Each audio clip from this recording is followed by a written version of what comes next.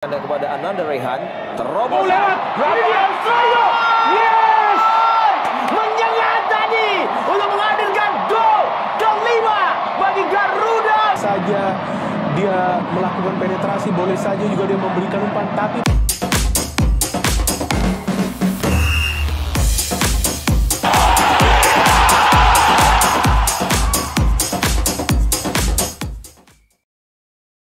Shin Tae-yong pernah merasakan kesuksesan bersama timnas U23 Indonesia di Piala Asia U23 2024.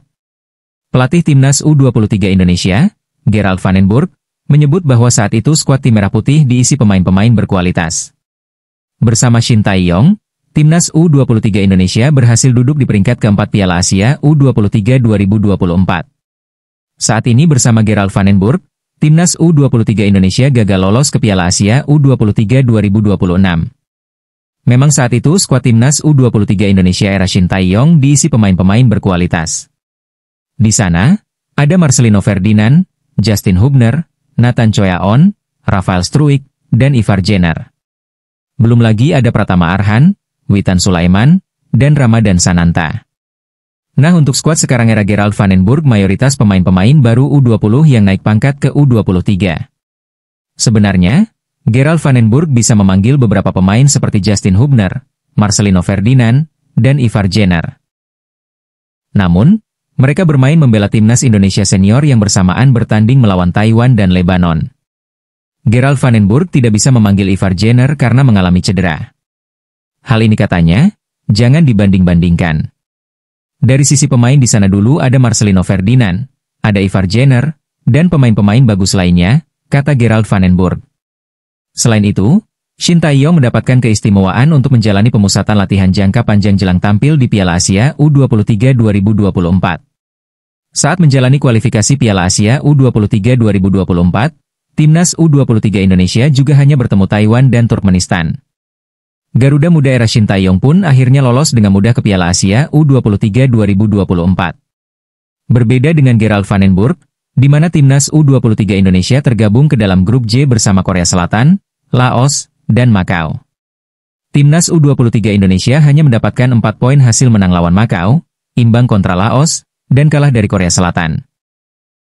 Persiapan Gerald Van den Burg sangat mepet, ditambah pemain-pemainnya jarang bermain di klub.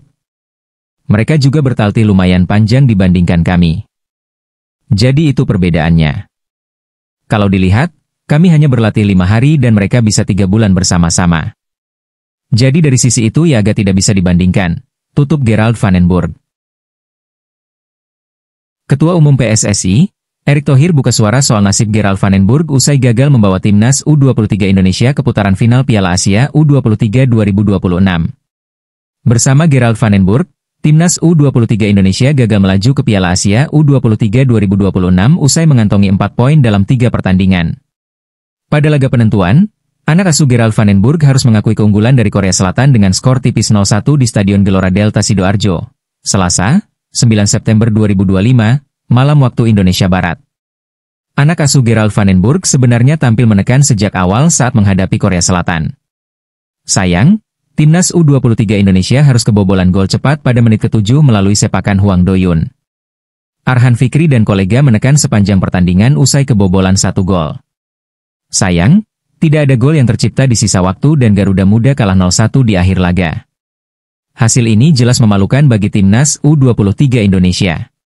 Pasalnya, timnas U23 Indonesia menorehkan prestasi impresif pada edisi sebelumnya.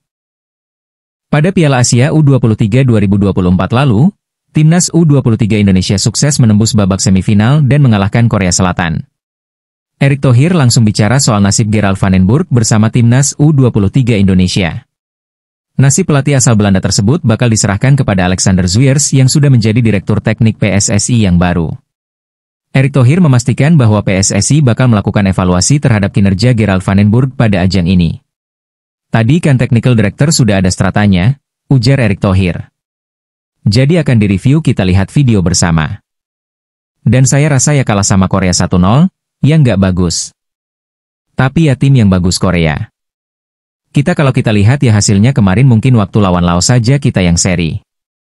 Tapi apapun, ya, kita harus tadi review nanti dari tim teknis, lanjutnya. Pihaknya menegaskan bahwa nasib Gerald Vandenburg akan dievaluasi dalam rapat bersama BTN dan Direktur Teknik. Nanti Technical Director kan review, ujar Erick Thohir. Kan stratanya sudah ada. Ya, jadi sudah ada Technical Director, sudah ada BTN. Nanti kita ini juga review sama-sama, lanjutnya.